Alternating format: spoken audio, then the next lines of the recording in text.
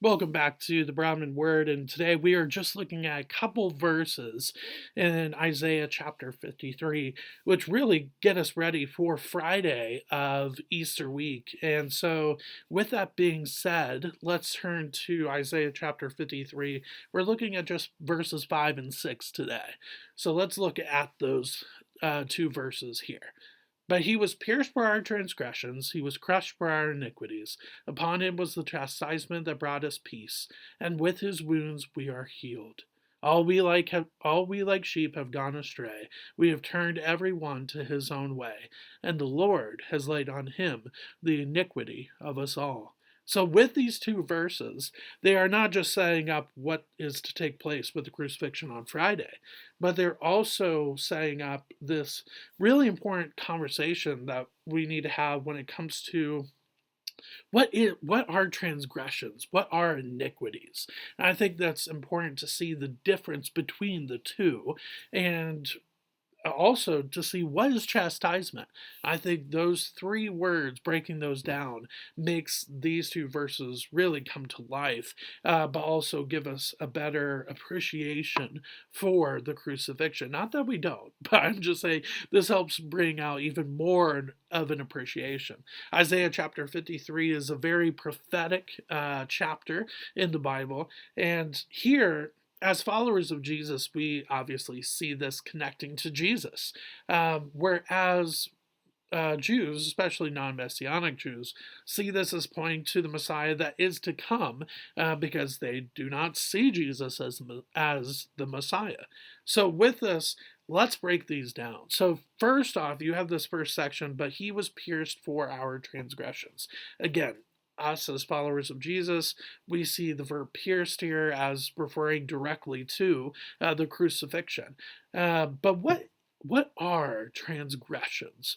Because sometimes sin, transgression, and iniquity seem to not necessarily all mean the same, but they kind of blend together, and which makes sense, but there are differences. And so, what are transgressions? Well, transgression, the word itself, according to the dictionary, is an act that goes against a law, rule, or code of conduct, or an offense. Whereas the definition of transgressing in the Bible is to violate a command or law. So it's very much going against a rule or a standard that has been set up and going against that thing. Well, for us as believers, we believe that God's standard is perfection. So anything beyond that is breaking that rule or that law or that code. And so, and yet, the same person that came up with this rule and this code says, you know what, I will take the place of the transgressors, and I will take their punishment, which is the piercing that is talked about in this first section. So, transgress is to go against a law or a code. Which again, of course, is the laws and codes and rules and statutes and commandments that the Lord has that He has written and brought to us. Second, He was crushed for our iniquities. So that verb "crush" there, we don't spend a ton of time on it, and I think that word "crushed" is to blot out or to transfer completely into something unrecognizable from the original. And I sometimes I think about like what's the thing at Christmas, the Nutcracker, where you take the nut and then you crush it down to basically it's still a nut, don't get me wrong, but it looks unrecognizable. Well, here's the same thing. Jesus wants to crush our sins, but especially our iniquity. So what does iniquity mean? Well, iniquity means immoral or grossly unfair behavior, according to, again, the dictionary. But we see often in the Bible as meaning a violation of the right or duty that mankind is under obligation to do. So, whereas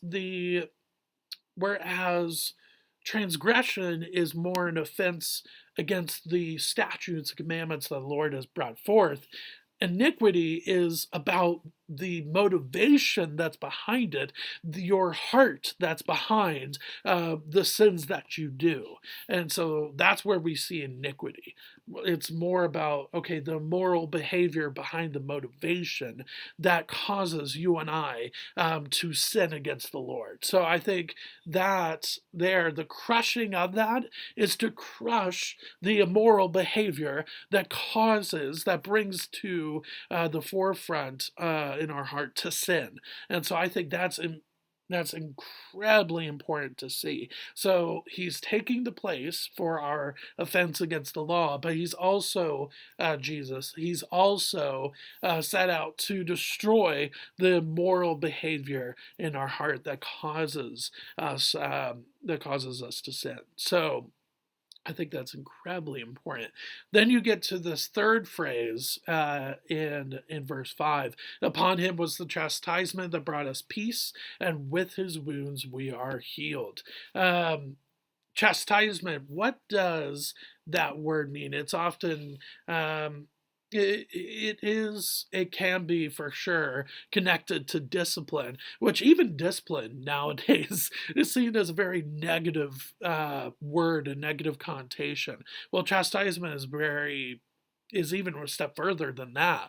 So chastise means to rebuke or reprimand severely, whereas according to the dictionary, the Bible sees it as a physical punishment or as a beating related to something that have done wrong. So chastisement is the punishment itself that is related to something that we have done.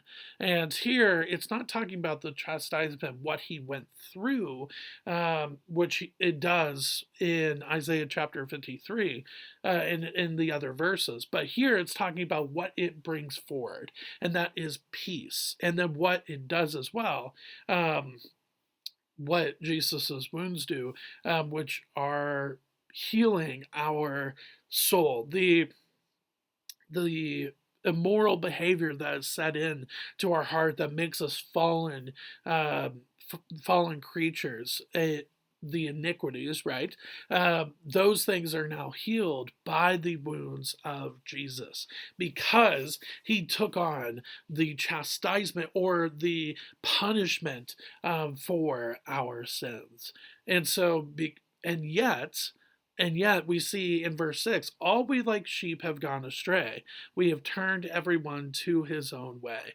So this just kind of shows the reason why we are transgressor, reason why we are those that do iniquities, the reason why that we are sinners before we come to know Jesus, the fact that though that is us, and we are still sinners, but we're sinners saved by grace.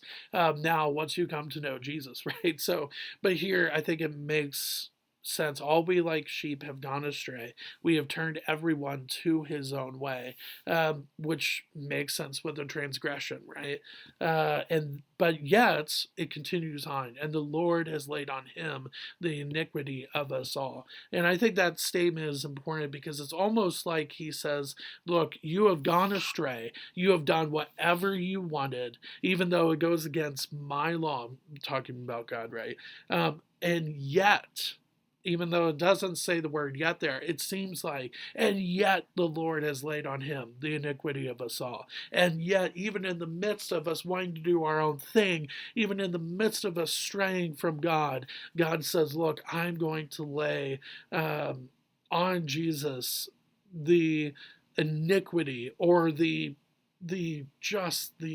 utter immoral behavior of our hearts. I'm going to lay all of that on him. And this makes sense why on the cross Jesus cries out, Eloi, Eloi, lama sabachthani, my God, why have you forsaken me? Because he's experiencing the iniquity of us all in that moment. And so with that being said, these two verses just bring to life the crucifixion, and I hope that you have seen that today.